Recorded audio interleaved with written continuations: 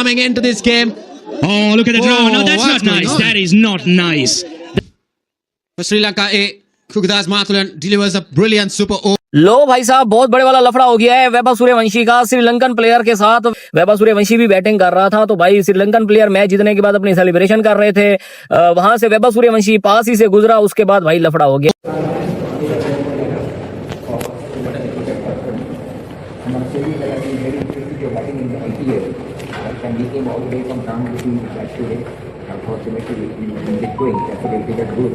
उनके पैर छुए उन्होंने।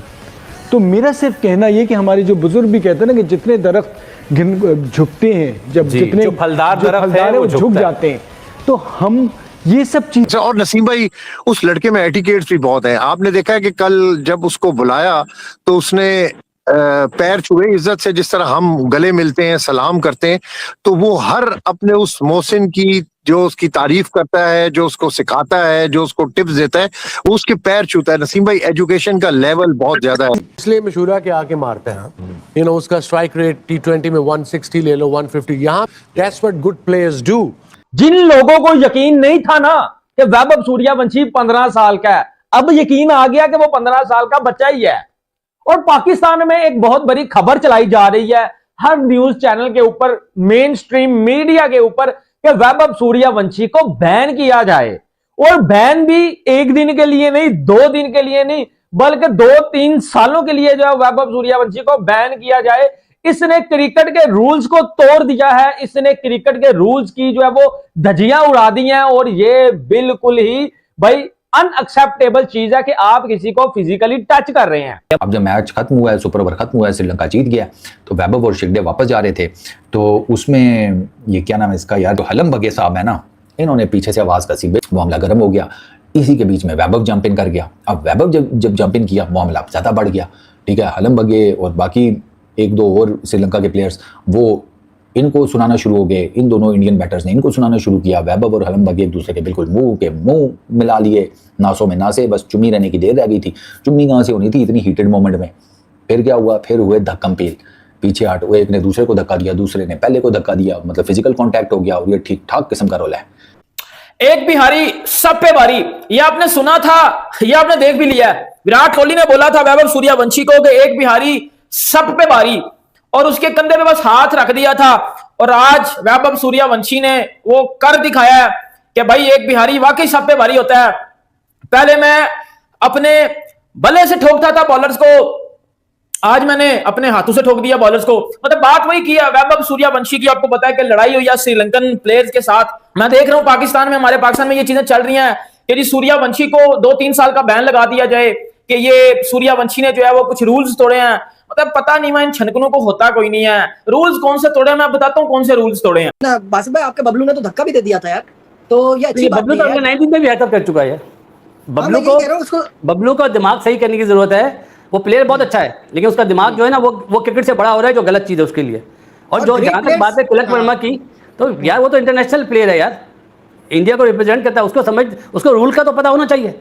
और सबसे बड़ी बात है, इंडिया के जो ग्रेट प्लेयर्स हैं वो कितने हम्बल होते थे। आप गवास्कर, सचिन, द्रविड़ का कभी नाम सुना है कि कभी हैंकी फैंकी में हो? चलो विनोद कांबली तो हमसे लड़ जाता था, जडेजा लड़ जाता था, अजहर भाई कभी नहीं लड़े, सचिन कभी नहीं लड़ा। ग्रेट प्लेयर्स की बात कर रहा हूँ ना। ग्रेट प्लेयर्स में आप देखें ना, जिसका भी नाम ले। तो श्रीलंका के जो लड़के थे वो कुछ ओवर एक्साइटमेंट में आ गए और ऐसी ऐसी सेलिब्रेशन करने लगे। इवन जब मैच खत्म हो गया, वैभव सूर्यवंशी चुपचाप अपना जा रहा है। ठीक है, मैच नहीं जीत पाया इंडिया, वैभव सूर्यवंशी अपना चुपचाप साइड में होके जा रहा है। और बीच में ये श्रीलंका का जो प्लेयर है वो पता नहीं उसने आके कोई गाली दिया, कुछ ऐसा किया। वैभव ने जो जाके, हालांकि वो 15 साल का लड़का, उसके हाथ में इतनी जान है ना, जो छक्के मारता आप लोगों ने देखा होगा, उसने जाके सीधा उसके सीने पे हाथ लगाया और वो बंदा 2 कदम पीछे हो गया। इतना जोर था उसके हाथ में, यानी कि सीधा सीधा पंच किया भाई, एक तरीके से पंच ही किया। फिर श्रीलंका के बाकी 2-3 प्लेयर ने आके वैभव को पीछे किया, पुश किया कि भाई थम जा भाई, कोई जंग नहीं हो रही है इंडिया पाकिस्तान की, यहाँ पर हम श्रीलंका वाले हैं, तुम इंडिया वाले हो, हमारा आपस में एक छोटा सा मैच था। जबकि वैभव आज फुल सीरियस मूड में चला गया। इससे पता चलता है कि इस बंदे के अंदर जीत की कितनी हंगर है। ये बंदा रुकने का नाम नहीं ले रहा भाई, ये बहुत ज्यादा हंगरी है जीत के पीछे, ये जीत के लिए कुछ भी कर जाएगा। ये सामने वाली टीम की अगर लास्ट से बिछानी होगी ना, ये लास्ट से भी बिछा के रख देगा इसको बोलोगे तो। लेकिन अग्रेशन अच्छी है, बहुत अच्छी है। ये श्रीलंकन जो प्लेयर्स हैं ये तमाशबीनी करते हैं, ये पैन प्रिकियां करते हैं, ये गालियां देते हैं। उसकी मेन वजह मैं आपको बताता हूं। मुझे किस्सा याद आ रहा है, अहमद शहजाद की एक दफा श्रीलंकन प्लेयर से फाइट हुई थी और अहमद शहजाद ने दिलशान को, ये बड़े सियाने होते हैं लोग, श्रीलंकन बड़े सियाने होते हैं। ये ऐसी ऐसी जो है वो बातें करते हैं कि बंदे को तप चढ़ जाती है। अहमद शहजाद के साथ भी ऐसा ही हुआ था। मैं आपको एक चीज बताऊं, मैक्सवेल के साथ भी एक दफा ऐसे हुआ था, शायद आपको ये अंदर की बातें नहीं पता। मैक्सवेल को भी तप चढ़ाई गई थी, ठीक है, लेकिन वहां श्रीलंका जीत गया था। श्रीलंका यहां भी जीत गया, सूर्यवंशी को तप करवाई गई। अहमद शहजाद के साथ भी यही सीन हुआ था और अहमद शहजाद ने पकड़ लिया था बाकायदा यहां से दिलशान को। ये आपको मैं बड़ी जो है वो स्टोरी सुना रहा हूं, आप अभी भी यूट्यूब के ऊपर जाके जो सर्च कर सकते हैं।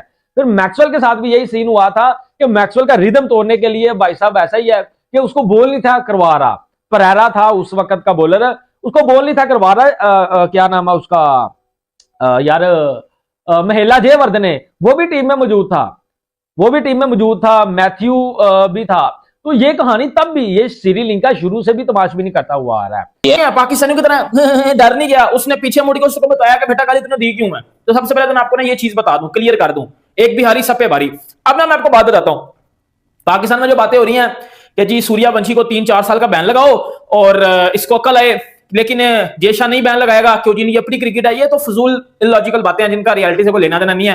इन्होंने चौके सालन पहला ना पैंस इन्होंने साइड पे करो, मतलब इन घंटों को सबसे पहले साइड पे करो। अब आ जाओ भाईजान मेन टॉपिक की तरफ। अब मेन टॉपिक ये है, मैं आपको जरा डिटेल से बताता हूं कि वैभव सूर्यवंशी नहीं, पूरी इंडिया की टीम को श्रीलंकन के प्लेयर्स ने गालियां निकाली हैं।